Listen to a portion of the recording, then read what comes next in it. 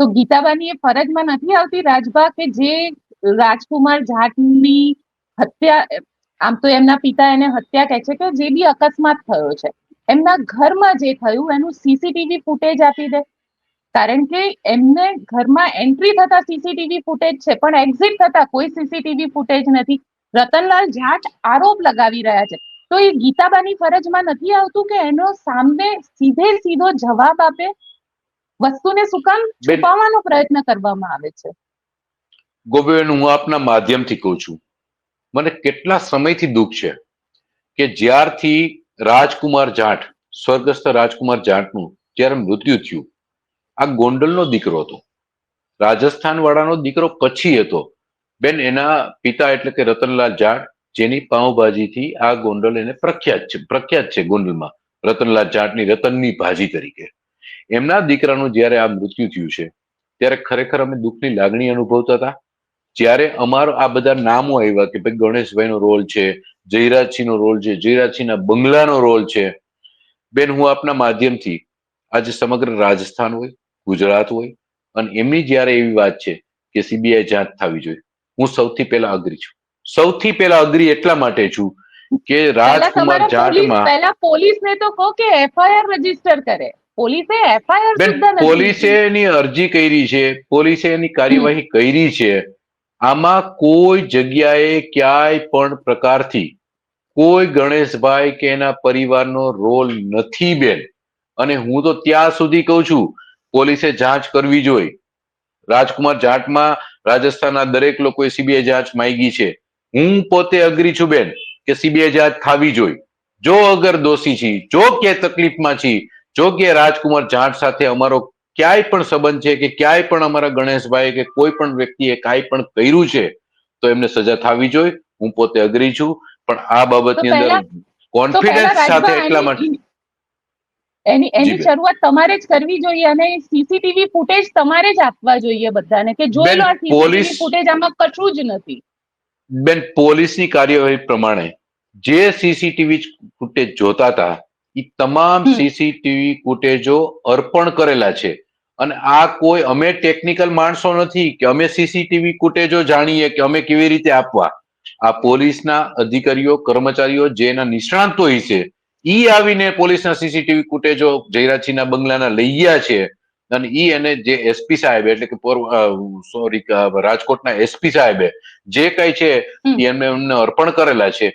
ક્યાંય બેન કોઈ રોલ નહીં, કોઈ ભૂમિકા નથી, કોઈ વાત નથી. તો બસ સીસીટીવી માત્ર ફૂટેજ કેમ ગોંડલની નથી અંદર આપતા? તો સીસીટીવી બેન ફૂટેજ કેમ નથી આપતા? ગણેશ ગોંડલે વસ્તુ બેન કેમ ક્લિયર નથી કરતા? ગીતાબા જાડેજા કેમ એવું નથી કહેતા કે રાજકુમાર બેન જાટની હત્યાને લઈને ગોંડલના કે એને મૃત્યુને લઈને જયરાજસિંહ જો સવાલ છે એના જાડેજામાં ઉપર હું આવીશ સામે બેન ન્યાય માટે. ગોંડલ જયરાજસિંહ જાડેજાના બંગલાની અંદર જેટલા સીસીટીવી ફૂટેજો હતા એ બધા પોલીસે લીધેલા છે, પોલીસને અર્પણ કરેલા છે.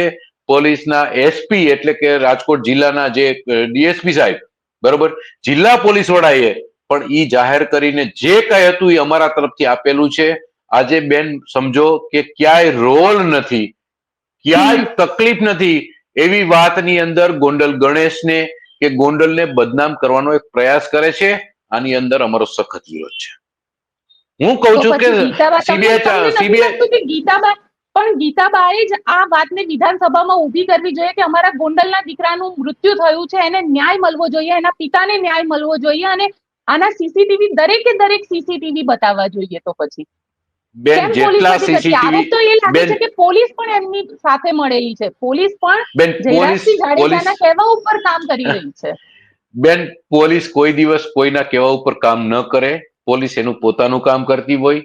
અમે હંમેશા છેલ્લા 25 વર્ષથી જોઈ છીએ ગોંડલની અંદર જે રીતે પોલીસને કામ કરવું હોય એ જ રીતે પોલીસ કરતી હોય છે. ક્યાંય કોઈ એવો મામલો હોય કે જયરાજસિંહને પૂછીને કરવાનું, પોલીસના અધિકારીઓ અમે નથી. પોલીસના અધિકારીઓ રાજકોટ જિલ્લાના પોલીસ વડા હોય છે. અમે કોઈ પદાધિકારીઓ પોલીસના વડાઓ નથી હોતા. પોલીસ સ્વતંત્ર હોય છે, પોલીસને કોઈ દબાવી ન શકે. અને હું આપની ચેનલના માધ્યમથી, આપના માધ્યમથી કહું છું કે જે જાંચ થવી હોય થાય. ક્યાંય દોષિત નથી તો શું કામે ચિંતા કરવાની? અને એટલે તો અમે તમે કઈ કોન્ફિડન્ટથી કહી છીએ ને બેન. હા, તો પોલીસને કહો ને કે ચલો આપણે પ્રેસ કોન્ફરન્સ કરીએ, બધા જ સીસીટીવી, જે સીસીટીવી રતનલાલ જાટ કહી રહ્યા છે કે પોલીસ નથી આપી રહી, એની જે ઇન્ક્વેસ્ટ પંચનામું છે એ ભરવામાં પોલીસ જો 5-5, 7-7 વાર ધક્કા ખવડાવતી હોય, પોલીસ એફઆઈઆર સુદ્ધા ન લેતી હોય અને પોલીસ માત્ર ને માત્ર એ સાબિત કરવા માટે પ્રયત્ન કરતી હોય કે આ અકસ્માત છે, તો તમને નથી લાગતું કે ખુદ જયરાજસિંહ જાડેજાએ સામે આવવું જોઈએ કે કેમ મારા ગોંડલના દીકરાને ન્યાય ન મળે? હું સાથે છું પરિવારની. કેમ જયરાજસિંહ અકસ્માત છે જાડેજા એ નથી અકસ્માત બોલતા? છે બેન, અકસ્માત એ અકસ્માત છે. કોઈનો રોલ નથી, કોઈનો દોષ નથી. જે કોઈ સીસીટીવી ફૂટેજ પોલીસે પોતાને જે જોતા હતા એ બધા જ પોલીસને સીસીટીવી ફૂટેજો આપેલા છે, અર્પણ કરેલા છે. કોઈ વસ્તુ છુપાવવામાં આવી નથી. ક્યાંય ગણેશભાઈ કે ગોંડલનો કોઈ રોલ નથી આ બાબતમાં. પણ છતાં પણ કોઈ સોશિયલ મીડિયાના ટાઈગરો આ વાતથી વધારે ઉત્તેજિત કરી અને ગોંડલની વાત કરતા હોય તો એ વ્યાજબી નથી. હું તમને સ્પષ્ટ કહું છું કે કોઈ ગોંડલનો કે ગણેશ ગોંડલનો કે એના પરિવારનો કોઈ રોલ નથી આમાં. અને હવે એ અગર તો જો પોલીસ. હોય બેન, અગર જો કોઈ હોય, સીબીઆઈ હમ. જાંચ થાય. લોકસભા સુધી આ મુદ્દો ઉઠ્યો છે, લોકસભાની અંદર પણ આ મુદ્દો ઉછળો છે.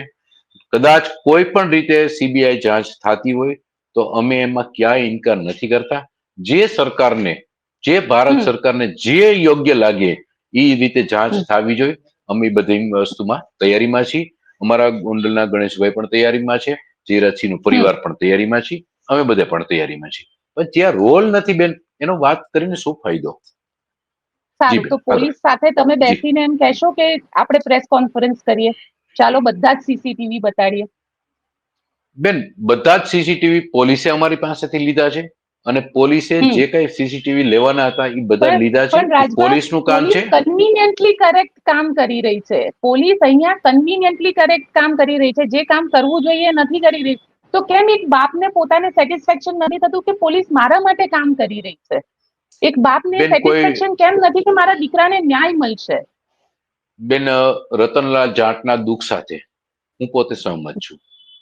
પણ જ્યારે કાયદાકીય વાત આવતી હોય ત્યારે કોઈનો આક્ષેપ ઈ મહત્વનો નથી.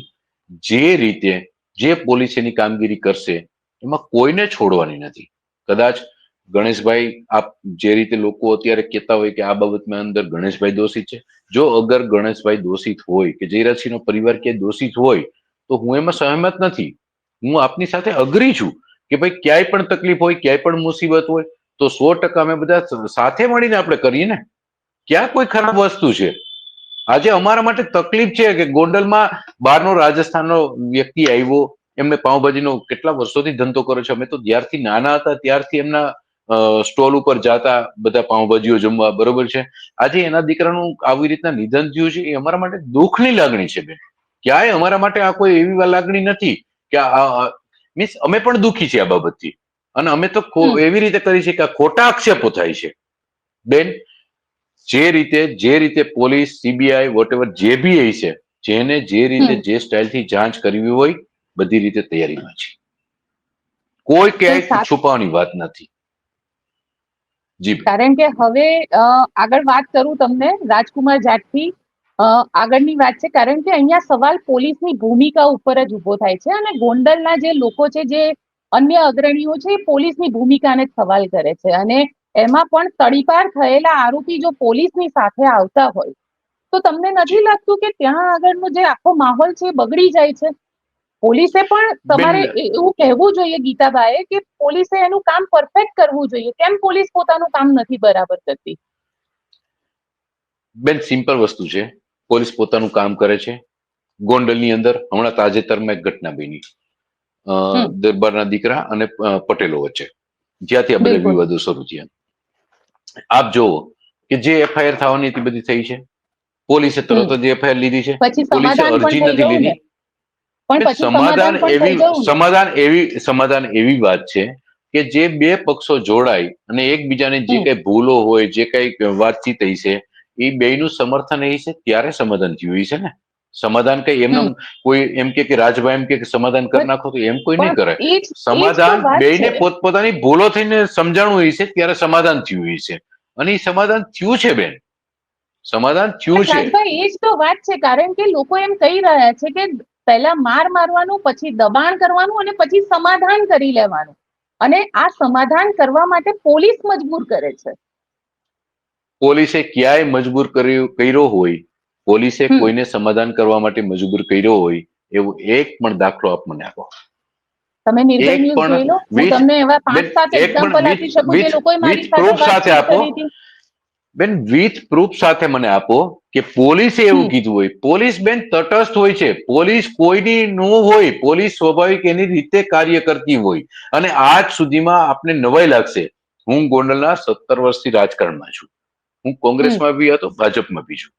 ક્યારેય મેં હમ. એવું નથી સાંભળ્યું કે પોલીસને કોઈ ઇન્ટરફિયર કરી અને પોલીસને કોઈ દબાવી અને પોલીસ એની રીતે કામ કરે. બેન પોલીસ છે એ પોલીસનું કામ કરતી હોય. ક્યારેય એવું શક્ય નથી કે પોલીસ કોઈના દબાણમાં આવીને કામ કરે. કોઈ પીઆઈ સાહેબો તો ઠીક છે, હું તો એમ કહું છું કોન્સ્ટેબલ સામાન્ય હોય એ પણ કોઈને દબાણમાં આવીને ન કરી શકે. એ શક્ય નથી બેન. હમ. હું આ વાતથી આપની સહમત નથી આપની સાથે.